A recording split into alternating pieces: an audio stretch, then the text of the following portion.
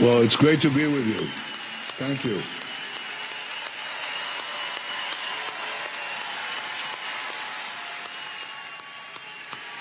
Thank you. It's great to be with you. Pastor John Hagee, I want to greet all of you from Jerusalem, the eternal, undivided capital of Israel. It'll never be divided again.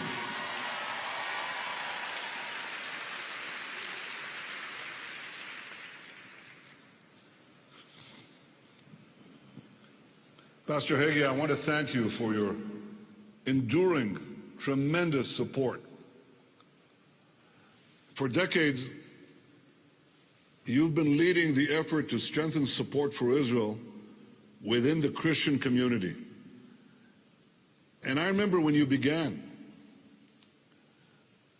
Once you were one of a handful of brave voices in the wilderness.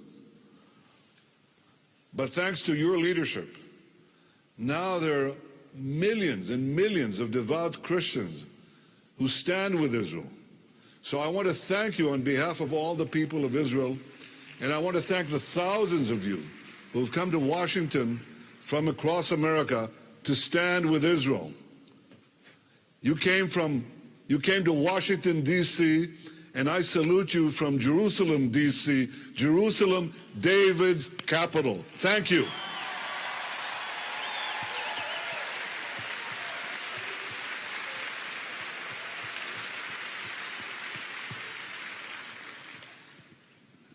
Mr. Prime Minister, we're going to try something we've not ever done before and just have a little chat between the two of us over national television. People who are here are concerned about Iran, and they're breaking the limits on the uranium enrichment. What are your thoughts about that?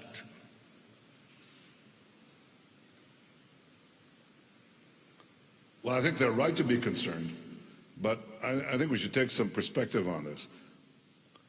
First, the deal was always based on a lie, that Iran was not seeking nuclear weapons. And we exposed that lie when we sent our brave operatives to the heart of Tehran and brought back the secret atomic archive of Iran. And it just showed that they've been working on developing atomic bombs as early as 20 years ago. So the deal is not only based on a lie, it's a terrible deal because it gave Iran a path to getting a nuclear arsenal when the restrictions on Iran's nuclear programs were removed. It didn't block Iran's path to the bomb, it paved it. In fact, it failed to solve the one problem it was supposed to solve.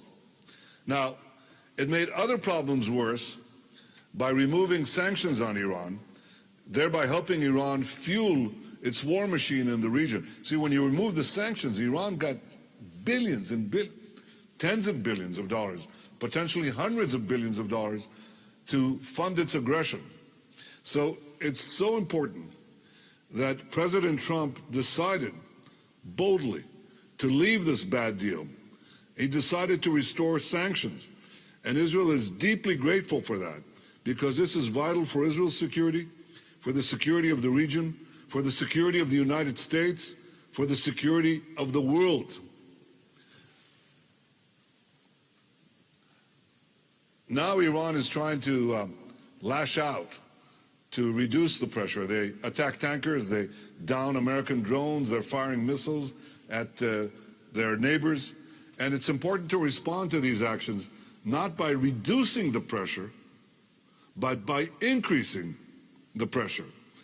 And we have to continue to take away the regime's sources of revenue and its ability to fund terrorism. Yeah, you can applaud that. I applaud that. I think what President Trump did was very important. What Britain did, absolutely. What Britain did in interdicting the ship laden with Iranian oil bound for Syria, that was important. And now we were informed that Iran is brazenly violating the deal. So it's time for Europe to do what they promised to do. They promised to leave the deal and snap back sanctions if Iran did this. And I said, that's the way you stop aggression. You know, I gave an instance yesterday in the Israeli cabinet, and I said, you know how World War II started in Europe? In my opinion, it started in the 30s when Nazi Germany decided to violate a solemn commitment they had given the international community. And they walked into the Rhineland. Nobody said anything. Nobody did anything. And you know the continuation. You know what followed. We should stand up to Iran's aggression now. And Europe should back the sanctions instituted by President Trump. We certainly do.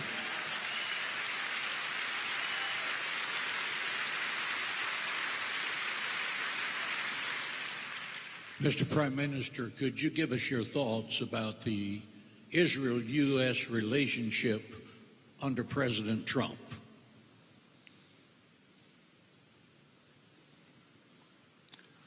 They have never been stronger.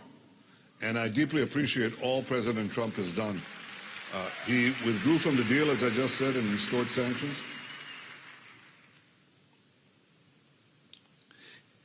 He recognized Jerusalem as Israel's capital, and he moved the embassy there.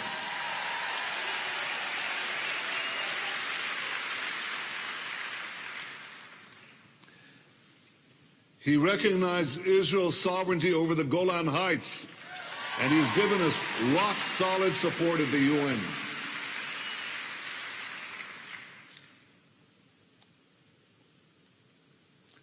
And of course, I have to add that he's given us generous assistance to give us the tools we need to defend ourselves by ourselves, and this has been backed up by Congress, by both sides of the aisle, and we are deeply, deeply grateful for that. Thank you. Thank you.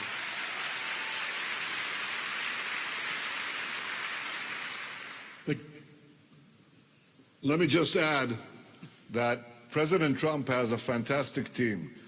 He's got Vice President Pence, Secretary of State Pompeo, National Security Advisor John Bolton, Jared Kushner, Jason Greenblatt, David Friedman. These are exceptional people, and I work with them, and I intend to work with him over the next 2.5 years to deepen the cooperation across the board. Intelligence sharing, cyber, you name it, we're doing it. And I believe we're just scratching the surface of what we can do together. I think it's clear. A simple truth is clear. Israel has no better ally than the United States, and I believe the United States has no better ally than Israel.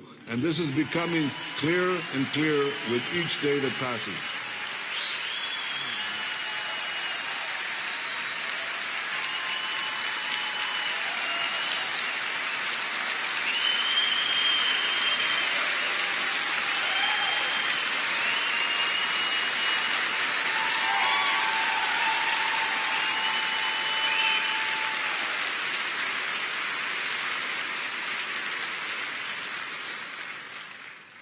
Mr. Prime Minister, this last question.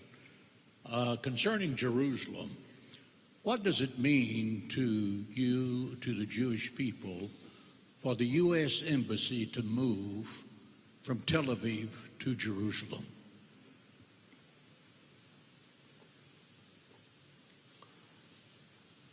It's a historic proclamation. It ought to be obvious. It is historically obvious, but it's a fact that none of the previous presidents, even though they may have believed it, acted on it. And when President Trump proclaimed Jerusalem as Israel's capital and moved the embassy there, I put it alongside the historic proclamations recognizing Israel's independence by President Truman, the Balfour Declaration 100 years ago. And guess what? And I think the audience in Washington can appreciate this. You remember the Cyrus Declaration? The proclamation that said to the exiles in Babylon, you can come back to Jerusalem? Well, I think that this is a historic proclamation. and I deeply appreciate it, as do the people of Israel. Now, last week, we opened the pilgrimage road that I think the previous speaker, Zev Ornstein, began to talk about. This is the same road where hundreds of thousands of my ancestors ascended to the temple. This is the same road where Jesus walked from the Siloam pool to the temple. It's exactly that spot. So that's been buried for centuries. You can't bury the truth forever. It's time to tell the world the truth. Israel, or rather Jerusalem, is the center of our religious and national life for 3,000 years.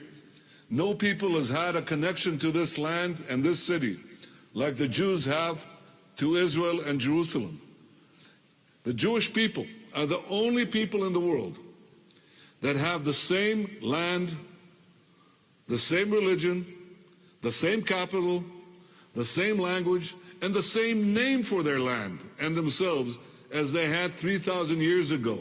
That's some connection. It's time the UN and the international community recognize what President Trump put so clearly. Jerusalem has been and will always be the capital of the state of Israel.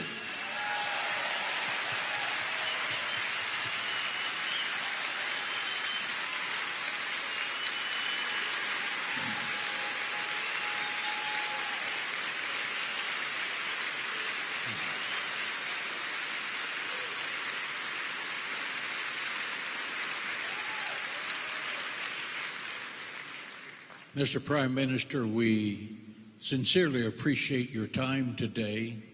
Please know that you, the State of Israel, and the City of Jerusalem are in our prayers for God's blessings and continuance of prosperity in every way. God bless you, sir, and thank you for being with us today. Thank you, and God bless all of you. Thank you. Thank you, friends.